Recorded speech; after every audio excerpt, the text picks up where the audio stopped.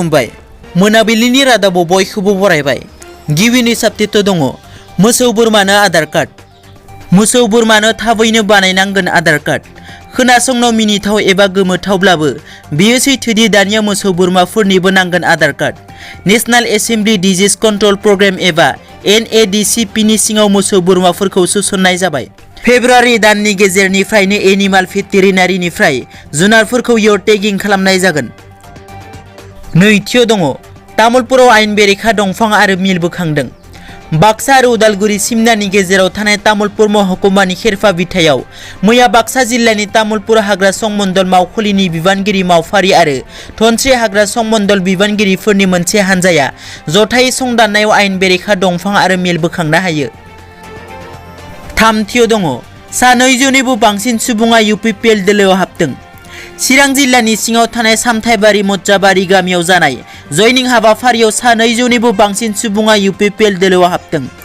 बे जयनिं हाबाफारियाव BTR नि गाहाय खुंगिरि प्रमद बर', मावफुं सोद्रोमा रनजित बसुमतारी आरो सायख'जानाय MCLA माधब चन्द्र छेत्रीया बाहागो लायो। बे हाबाफारिनि उनाव BTR नि गाहाय खुंगिरि प्रमद बर'आ खौरांगिरिनि सिगाङाव बुङो दि सरकारि खालामनाय फरायसालिनि मुङा थालाङोब्ला BTR सरकारा मावफुंगोन। ब्रैथियाव दङ पुलिसआ जनमोहन मोसाहारिनि न'निफ्राय सना रुफा आरो नोगोद 4 लाख रां लिस्ट खालामदों। मैया क'क्राझार पुलिसआ बारग' BLT अनसाय आफादनि आफादगिरि जनमोहन मोसाहारिनि न'आव सिग्रोमनायाव न'निफ्राय सना रुफाजों लोगोसे 4 लाख नोगोद रां आरो गंनै एयारगान लिस्ट खालामदों होननानै दिनै खौरांगिरि मेलनि गेजेरजों फोरमायो जनमोहन मोसाहारि बिथाङा। मख'नो गोनांदि क'क्राझार पुलिसआ गसाइगावआव मोननाय आयेन बेरेखा हाथियारफोरजों सोमोन्दो खालामनानै बे हरखाब सिग्रोमनायखौ खालामदोंमोन।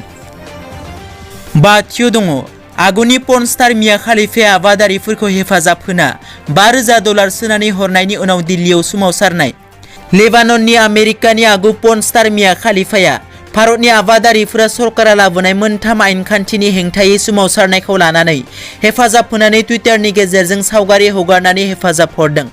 थांनाय 3 फेब्रुवारि खालाराव आगु पर्न स्टार मिया खालिफाया आबादारिफोरनि सोमावसारनायखौ हेफाजाब होनानै टुइटारनि गेजेरजों $5,000 सोना हरनायनि उनावनो इउनाइटेड हिन्दु फ्रन्टनि स्ल'गेनजों राजथावनि दिल्लीयाव हेंथा सोमावसारो। दिनैनि रादाबा एसेनोसै। नोंथांमोना जुदि आंनि चेनेलखौ दासिमबो साबस्क्राइब खालामाखै अन्नानै साबस्क्राइब खालाम। गोजोन्थों।